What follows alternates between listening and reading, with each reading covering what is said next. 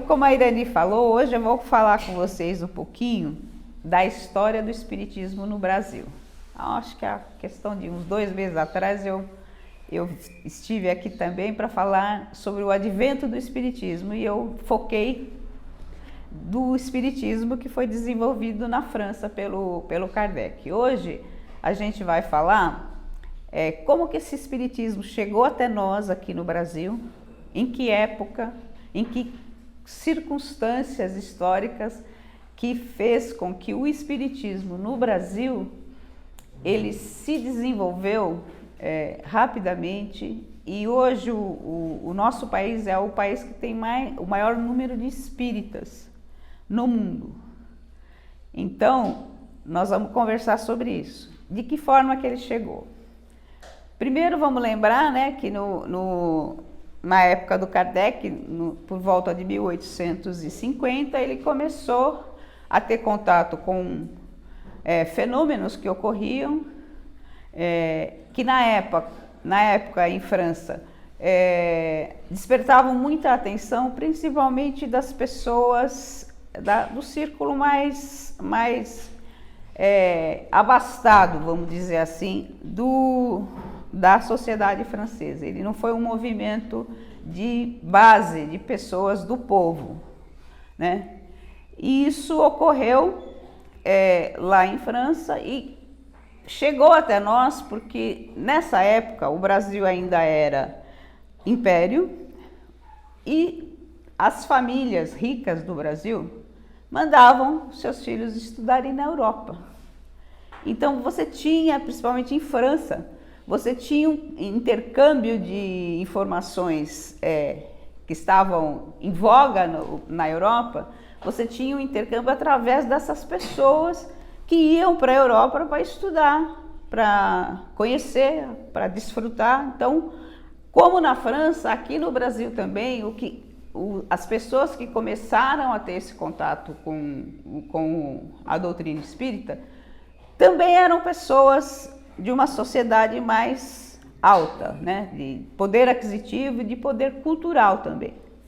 Então, no Brasil, tinham algumas condições anteriores ainda a essa questão do Kardec, porque você já tinha médicos, cientistas brasileiros que se interessavam pelas questões de magnetismo, essas coisas que eram meio místicas e que eles queriam investigar. No Brasil, a gente também tinha, né, uma sociedade que vivia nas grandes cidades, né? Você tinha a área rural, mas o grosso da população que tinha essa troca, essa instrução toda, ele era urbano, né? Quando o Kardec começa a desenvolver essa doutrina lá, passa-se muito pouco tempo para que esses livros que o Kardec já tinha editado em França cheguem ao Brasil. E essas pessoas mais abastadas que tinham esse interesse por magnetismo, por homeopatia, coisas que eram fora assim da caixinha, vamos dizer, essas pessoas elas trouxeram esses livros e começaram a estudar e a divulgar. E aí, o que ocorre, né? Logo no começo, né, que o Espiritismo começou, foi 1857 a publicação do Livro dos Espíritos.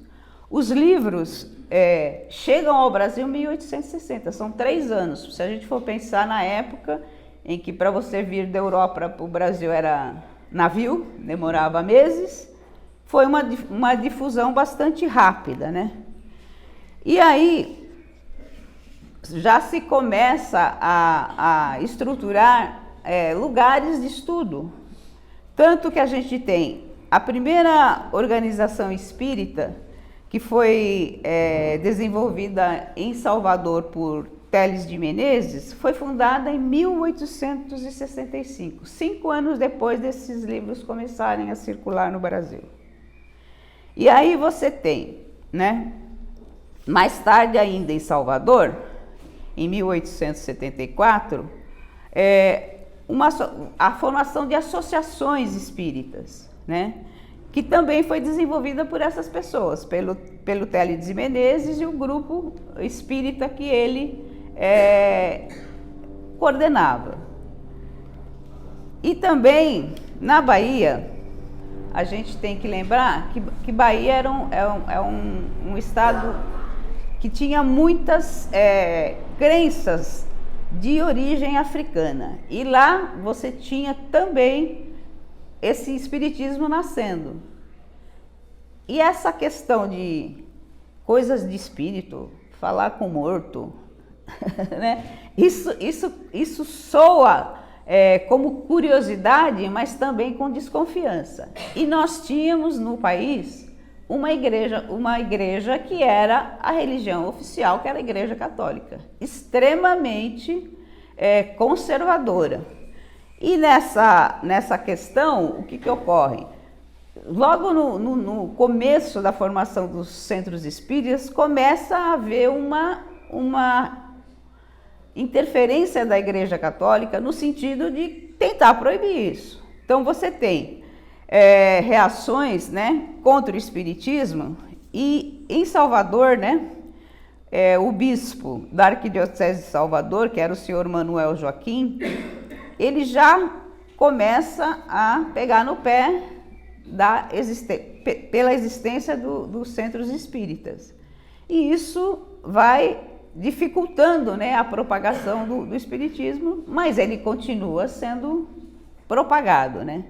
Ao mesmo tempo, por volta de 1873, no Rio de Janeiro, você também começa a ter a formação de centros espíritas. E lá no Rio, o fundador foi o engenheiro Antônio da Silva Neto, junto com um advogado, Francisco Leite de Bittencourt Sampaio.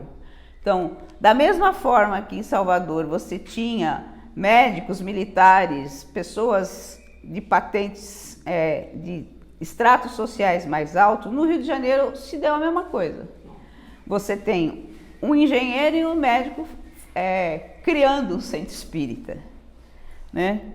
E as atividades nesses centros espíritas, elas incluíam, né, homeopatia, receituário de medicamentos homeopáticos, que eram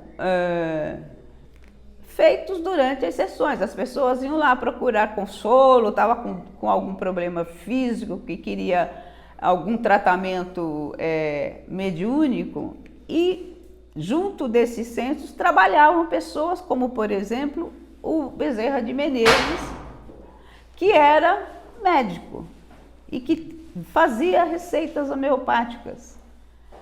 E essa coisa de religião misturada com medicina, isso foi mais um gatilho para que a Igreja Católica começasse a pegar no pé e tivesse um motivo para contestar a ação dos centros espíritas, dizendo que eles praticavam a medicina de forma ilegal. Então, em vários momentos, teve centros espíritas que foram fechados por conta disso, né? Mas esse grupo que foi criado no Rio de Janeiro, ele foi agregando outras pessoas, né? E deixou um tempo de existir, mas formou outros grupos, juntando grupos espíritas diferentes num só. E em 1880, né, no Rio de Janeiro, já começa a ter a difusão de revistas espíritas. Para vocês terem uma ideia, o Reformador, que é uma das revistas espíritas mais antigas, ele foi criado em 1880. 1880 o Brasil ainda era império, tá? Então a gente tem toda essa efervescência que já estava ocorrendo no Brasil Império, porque poucos anos depois se abole a escravatura, existe toda uma insatisfação com o Império por conta de os senhores de escravos terem que libertar os seus escravos, né? E o império já começa meio que balançar. E esse balançar, ele vai sendo carregado até chegar na Proclamação da República, que é em 1889. A gente tem que lembrar o seguinte, deixa eu achar aqui para mim, em 1889, a República foi proclamada. E quando a República foi proclamada, não foi feita de imediato uma Constituição para a nova condição do país. Mas, um pouco depois da proclamação da República, foi promulgado um Código Penal, que já estava sendo gestado antes dessa proclamação da República. Nesse Código Penal foi colocado como lei que era proibido os centros espíritas de funcionar. Então, a gente chegou a ter uma lei que proibia a existência de centros espíritas. Só que assim, a proclamação da República, se vocês lembrarem, o começo da República, ele foi todo de militar, né? E dentro do movimento espírita existiam vários militares. Inclusive Bezerra de Menezes foi militar. Além de médico, ele foi militar, ele foi político, ele foi vereador no Rio de Janeiro. Então, tinha um contrassenso ali. Você tem uma religião que é proibida e um monte de militar que hoje está no poder que frequenta esses centros. Alguns deles dirigem esses centros.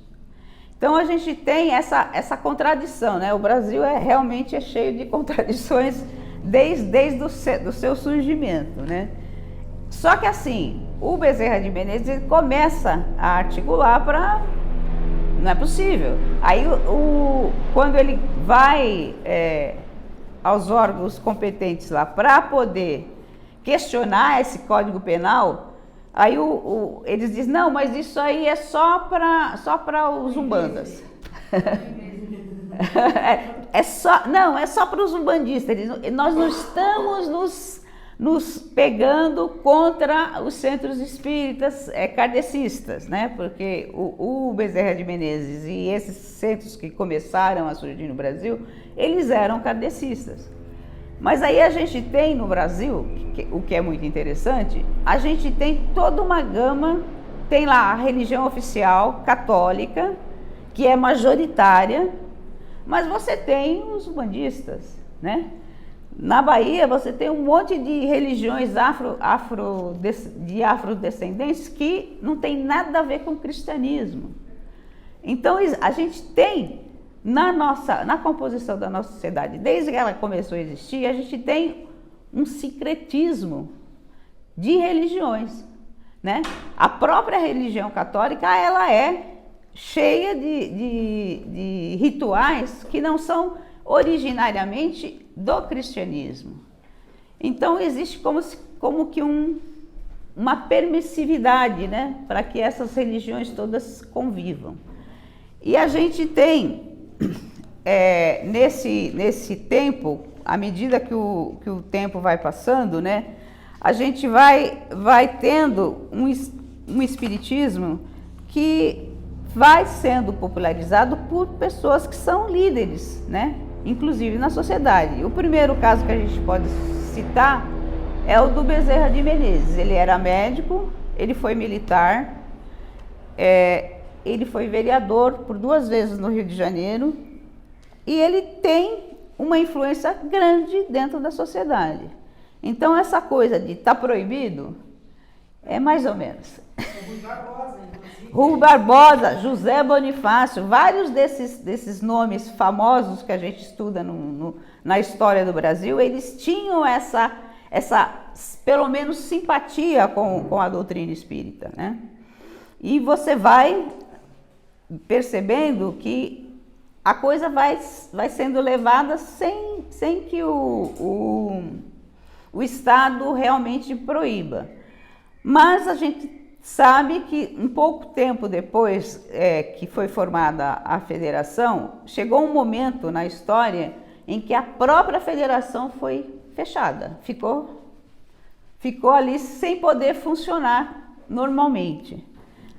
E a gente tem aqui para trazer para vocês que a gente tem vários, dentro desse período do começo do Espiritismo, a gente tem vários expoentes dentro do Espiritismo que mostra para a gente como que essa doutrina ela não começou com o povo, ela não é uma doutrina popular, embora a gente tenha dentro das religiões que circulavam pelo Brasil, você tem lá as religiões afrodescendentes, que eram praticadas por pessoas do povo. Eu não sei se alguém de vocês chegou a ler, mas tem um livro que chama Torto Arado, um livro recente, de coisa de 3 anos atrás, em que o autor ele fala das populações quilombolas. E uma das coisas que ele fala, inclusive é um dos personagens da história, é de um senhor que ele recebia espíritos. E naquela comunidade, ele era como se fosse um médico, um pajé. Quando alguém estava precisando de alguma coisa, ia lá e ele fazia lá as suas rezas, as suas orações para ajudar aquela pessoa.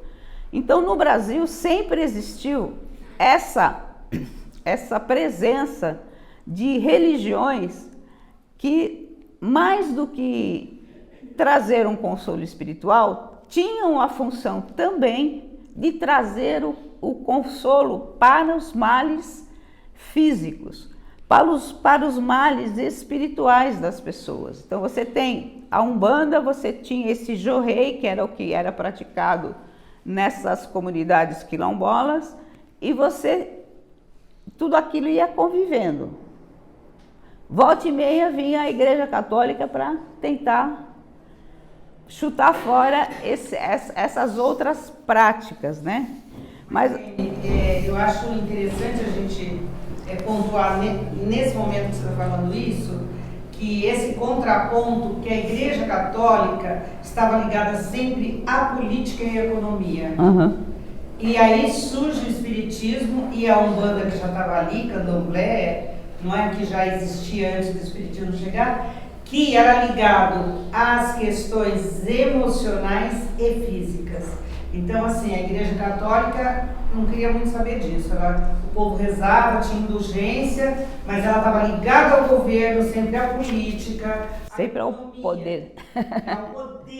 Ao poder material. Isso. E aí surgem outras espécies, outras abordagens que estão preocupadas com o ser humano enquanto emocional, enquanto saúde, quer dizer, não está tirando nada, não está querendo poder, mas está doando. Isso é fundamental que a gente observe esse aspecto. E fora que você tem a questão que dentro do kardecismo e dentro dos centros espíritas, você não tem aquela coisa de cobrar pelo serviço, né? Você não tem aquele apelo de que você precisa contribuir com a igreja, toda essa coisa que é muito apegada ao material. As pessoas que frequentavam a igreja, elas não tinham esse amparo. Então, algumas pessoas procuram, e isso ocorre até hoje, procuram o centro espírita porque estão passando por alguma questão de dor, né? Você está com um problema físico, você acha que ouviu falar que tem um médium que pode te ajudar, você ouviu falar que tem um curandeiro no centro de Candomblé ou de Umbanda que vai fazer reza, que vai fazer um banho de ervas ou coisas do gênero, e para que a pessoa se conforte, mas não nessa questão estritamente espiritual. Ele é um ser integral e ele está sendo socorrido não só na sua necessidade espiritual, mas também na temporal, que é a doença do corpo. Aquele luto que você não consegue suplantar. Então, você tem o espiritismo e essas outras vertentes religiosas que dão esse amparo para as pessoas. Então, nós temos, no começo lá, né, Bezerra de Menezes, e esse Bezerra de Menezes é esse que a gente conhece, que a gente fala até hoje, que era conhecido como o médico dos pobres. Por quê? Porque ele distribuía o seu conhecimento, o seu trabalho, e não cobrava de quem não precisava, de quem não tinha como pagar. Precisava, ele ia lá, atendia, ia embora e a pessoa não pagava nada. E aí você tem outros expoentes que vieram nessa mesma época, né? A Federação Espírita fala muito de Angel Agorod, que era um espanhol que se radicou no Brasil, e aqui no Brasil ele trabalhou pela difusão da doutrina espírita. Ele foi o fundador da Federação Espírita lá do Rio Grande do Sul. E só fazendo um parênteses, essa Federação Espírita do Rio Grande do Sul, ela sempre foi bastante atuante. E hoje, ela, coligada a essa Federação do Rio Grande do Sul, você tem uma associação médica que tem essa vertente do espiritismo. Ela é uma associação médica espírita que atua até hoje no Rio Grande do Sul. E a gente tem Batuíra, né? Quantos centros não chamam Batuíra? Batuíra, ele era um português, né? O nome dele, na realidade, não é Batuíra, é Antônio Gonçalves da Silva.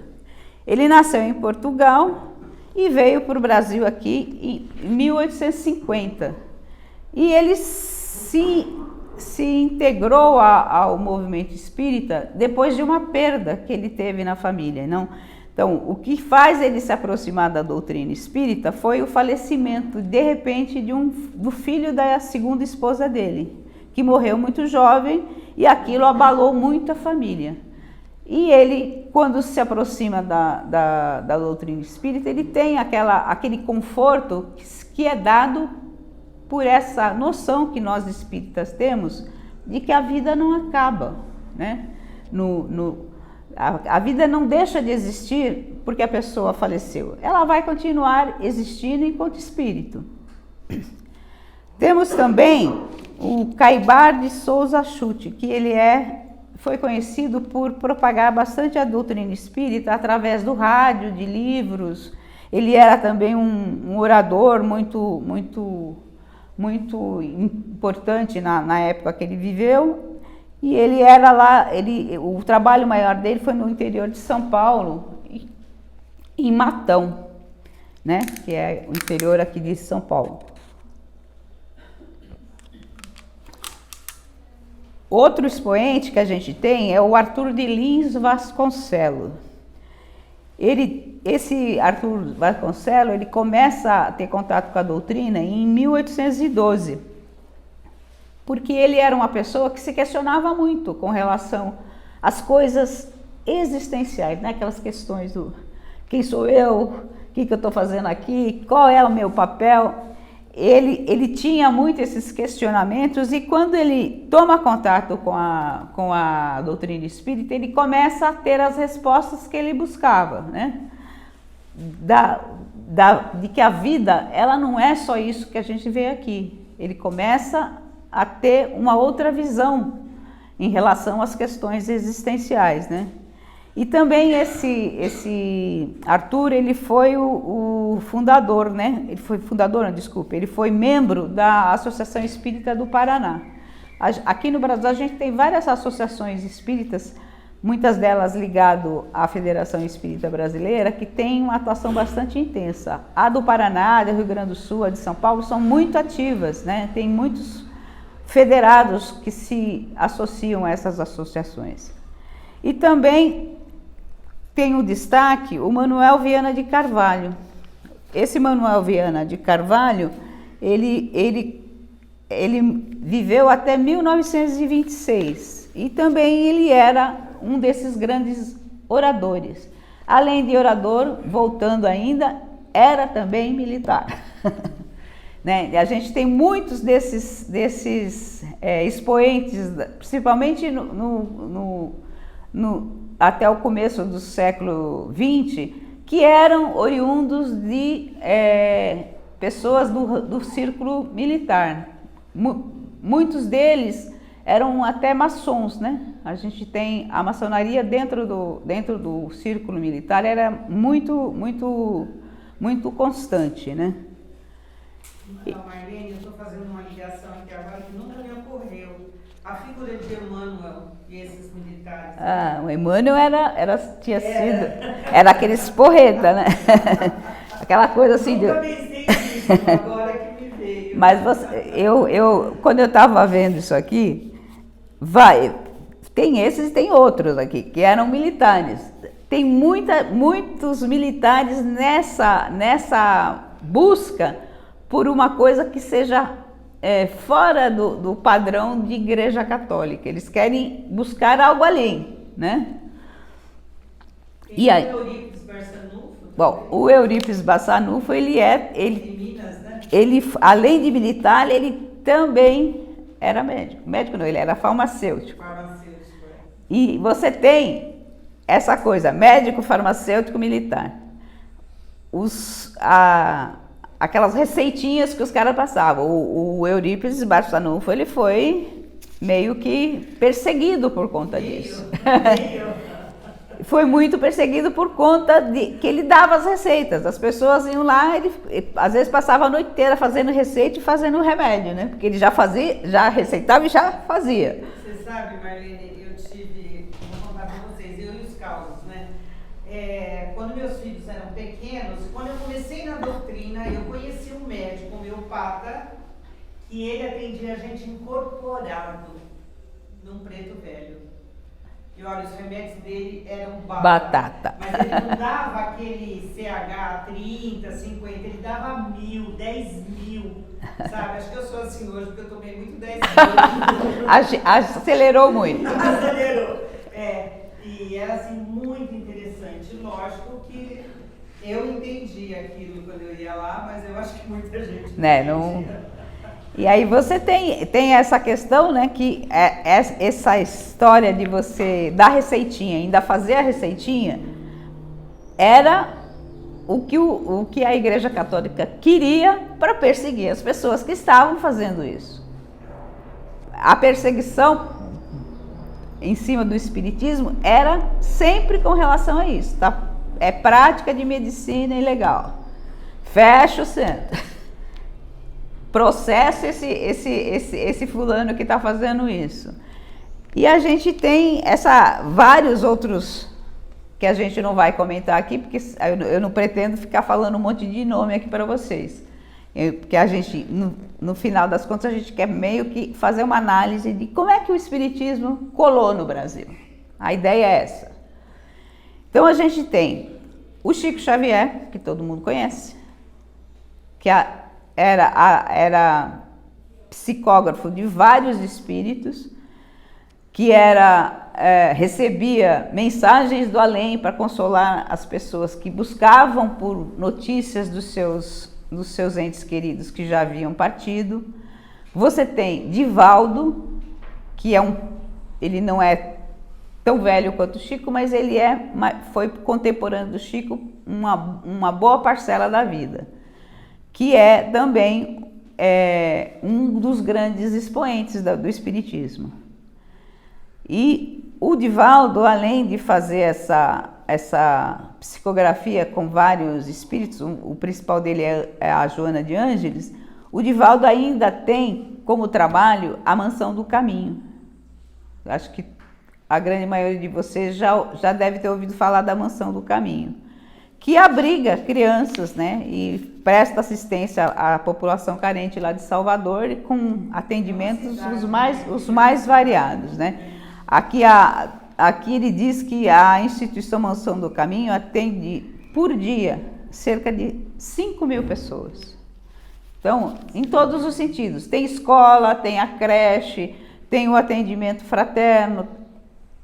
É uma cidade para acolher essas pessoas necessitadas, que em Salvador são muitas. A gente sabe que a população de Salvador, em sua grande maioria, ela é constituída por pessoas da raça negra, que foram descendentes de escravos, e a gente sabe que, embora a escravidão já tenha acabado, a recuperação da condição social dessas pessoas ainda não se deu, né? E a gente continua tendo grande parte dessa população que precisam dessa assistência. Então, em Salvador, você tem a casa lá da Irmã Dulce, que tem inclusive um hospital, e tem essa Casa do Caminho, lá no que foi criada pelo Divaldo.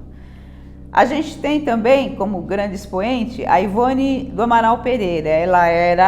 Ela fez um livro que é um livro que conta a saga dos suicidas. Então, esse livro é muito impactante. Eu confesso para vocês que eu já comecei a ler várias vezes e parei várias vezes, porque os relatos são muito fortes, né? E ela era também uma palestrante espírita muito atuante, né? E a gente tem todas as pessoas que passaram, né, pela Federação Espírita Brasileira. Essa Federação Espírita Brasileira, hoje, ela é sediada em Brasília, mas no começo, quando foi criada, ela foi criada no Rio de Janeiro.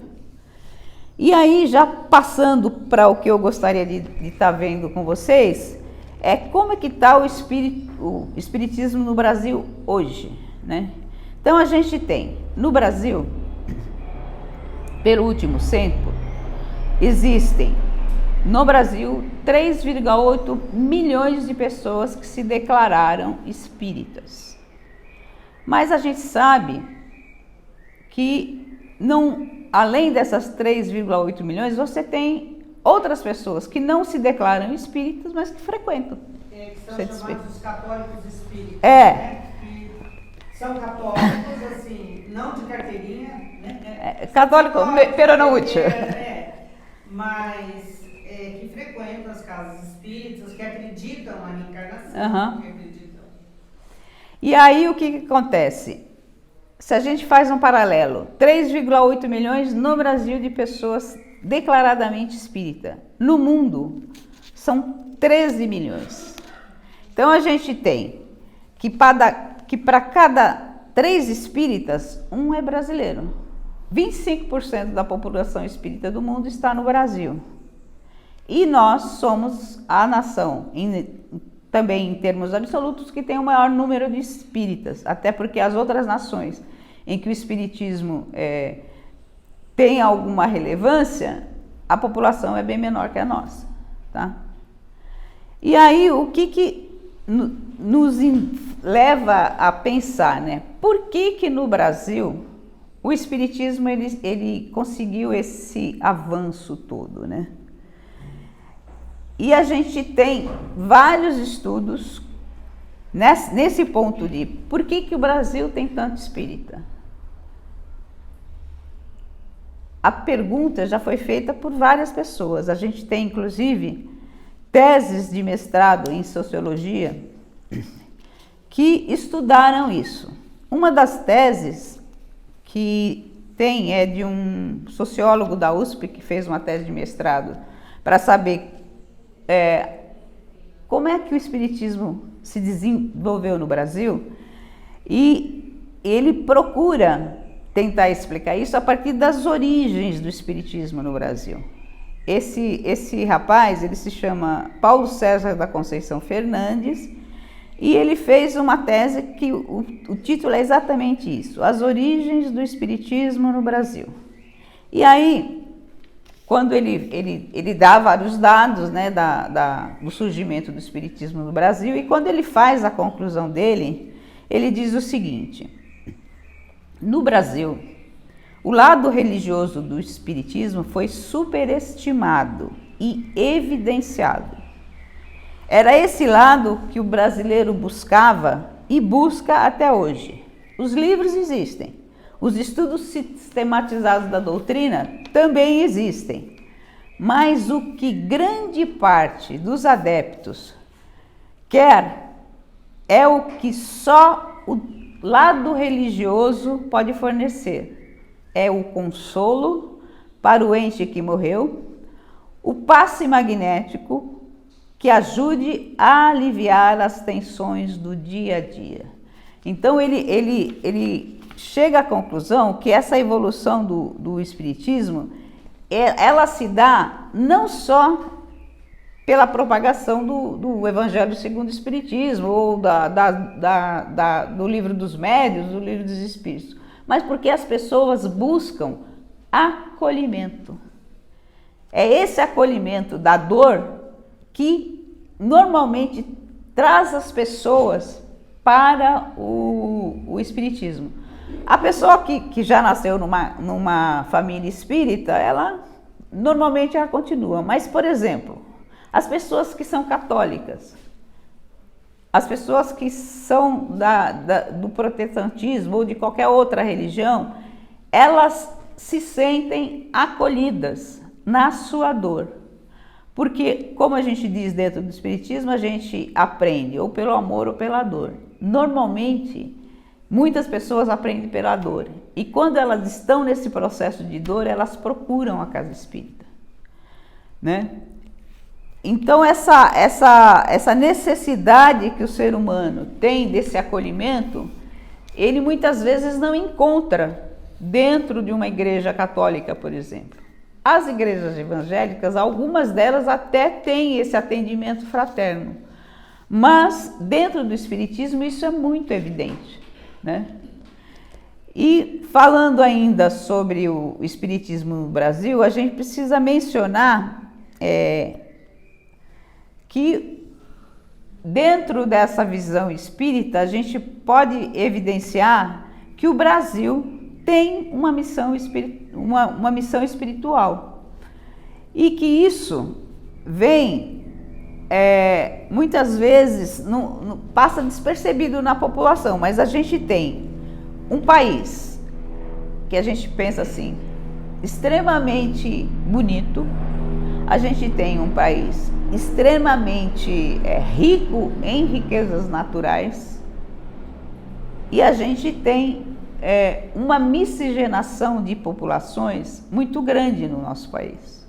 Nós temos pessoas de várias raças, de várias vertentes religiosas, de várias correntes de pensamento filosófico.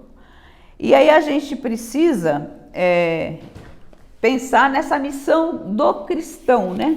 Como é que esse cristianismo dentro do espiritismo, ele consegue fazer com que essas pessoas busquem esses ensinamentos de uma forma sistematizada, mas também de uma forma a confortar o espírito, a preparar o espírito para essa noção que o espiritismo dá para a gente de que a vida não acaba aqui. E essa tarefa, ela fica muito evidente, né, num livro que o Chico publicou, é um livro do Humberto de Campos, que se chama Brasil, Coração do Mundo e Pátria do Evangelho, que é esse livrinho aqui que nós temos na biblioteca, inclusive para quem quiser tirar para ler. É fantástico esse livro, porque ele fala do Brasil desde da formação, né? As capitanias hereditárias e tal, e a gente vê, quando a gente fala, nossa, Brasil, coração do mundo, pátria do Evangelho, meu Deus, aonde? Né? Com isso que a gente vê aí, aonde isso? Vamos acreditar, não é? O Brasil é um país bebê, ele está engatinhando, mas ele vai. Mas além de ser um país bebê, né, é um país que a gente sabe, né, que não é composto por uma população de santos. E aí a gente lembra, de Portugal, você está falando? aí a gente lembra do Cristo que falava: eu não vim ao mundo para salvar os santos, eu vim para curar quem está doente. E essas nossas mazelas sociais é uma doença. Então a gente tem no Brasil, alguns dizem que nós somos um dos países mais corruptos do mundo. Então essas pessoas estão vindo para o nosso país para se modificarem. Porque qual é o objetivo das nossas reencarnações? O objetivo é que você vá se depurando, né? E aqui você tem todas essas questões sociais que fazem com que a gente passe por lições bastante penosas muitas vezes, né? Em questões sociais de desigualdade, em questões sociais de falta de cultura, excesso de político corrupto, tudo isso é um caldo de cultura para que o mundo vá se depurando. Então, essa missão espiritual é levar a humanidade para se reformar, se tornar mais evoluídas. E não adianta você fazer isso lá na Suécia, né? Na Suécia eles já chegaram lá. Aqui no Brasil a gente tem muita coisa para aprender. E esse objetivo a ser alcançado, essa missão do Brasil, ela vai ser conquistada à medida que as pessoas vão modificando a sua maneira de encarar a vida, encarar o outro, encarar o próximo. E o Chico Xavier, ele diz, com relação a isso, né, que no Brasil reencarnaram cerca de 20 milhões de pessoas que viveram lá da época do Kardec, que tem aquela filosofia e aquela doutrina do Kardec, para ajudar a fortalecer a doutrina no Brasil. Porque vamos só te fazendo um parênteses, quando a gente pensa, o Kardec era francês.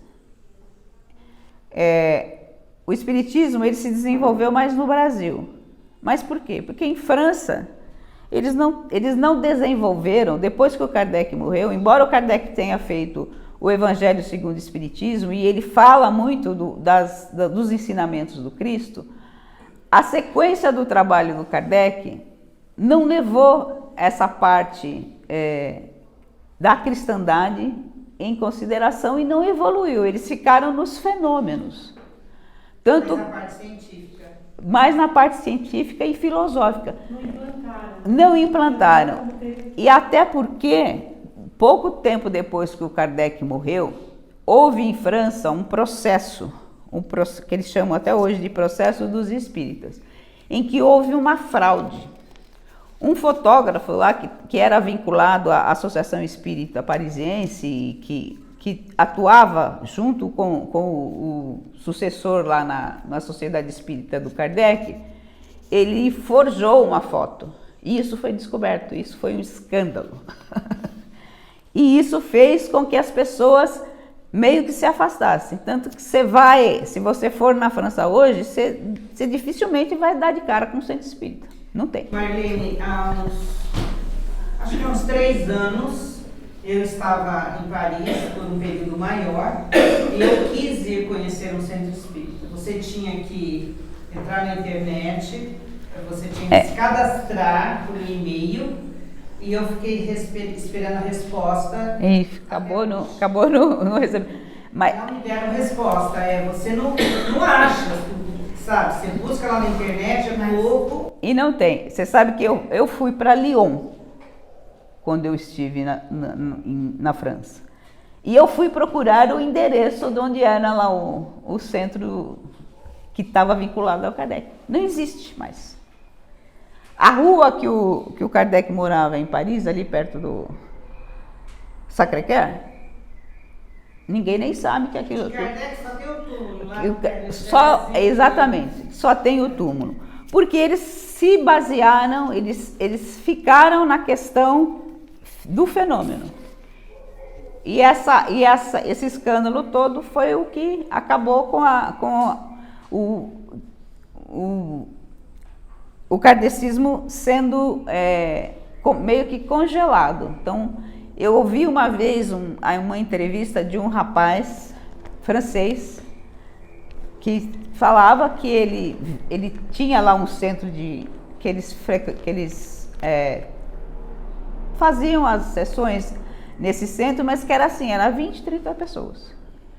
Ele veio porque ele queria alguma coisa, ver como é que era o que acontecia aqui no Brasil. Ele falou assim, gente, em França isso não existe. É outra coisa. E aí, para finalizar, né, eu selecionei um trechinho pequenininho aqui desse texto do Brasil, Coração do Mundo, Pátria do Evangelho. É bem na parte final aqui do livro, que diz o seguinte. Ele está falando, né, sobre a missão de Ismael, que é o mentor do planeta Terra.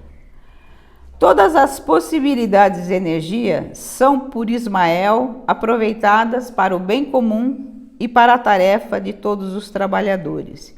E é por isso que todos os grupos sinceros do Espiritismo no país têm as suas águas fluidificadas, a terapêutica do magnetismo espiritual, os elementos de homeopatia, a cura de obsessões, os auxílios gratuitos no serviço de assistência aos necessitados, dentro do mais alto espírito evangélico, dando-se de graça aquilo que se recebeu como esmola do céu. Então é assim, ele está dizendo para a gente, aqui no país na pátria do Evangelho, o Espiritismo ele é praticado não só para aliviar as dores das pessoas, mas ele é praticado como foi prescrito pelo Kardec. Dar de graça o que de graça recebeis. E aí a gente fecha com a frase que é o nosso mantra: fora da caridade não há salvação. Essa caridade, ela não é só a caridade material. Ela é aquela caridade que acolhe a dor do outro. A caridade que enxerga no outro o seu semelhante. Que nós somos todos no Cristo, nós somos todos uma unidade com o nosso Pai Criador. Então, fora da caridade não há salvação, porque nós não vamos conseguir exercer esse preceito do Cristo se a gente não enxergar o nosso próximo como irmão. Se a gente não cumprir o mandamento maior, que é o amar uns aos outros como Deus nos amou. Então, é por conta dessa vertente mais focada na religiosidade que o Espiritismo no Brasil ele se desenvolveu desse tanto, né? A gente pode chegar a essa conclusão a partir dessa constatação de que dentro das casas espíritas você tem esse espírito de acolhimento e de assistência para a dor do outro, porque principalmente as dores espirituais são as que mais pegam nas pessoas, né?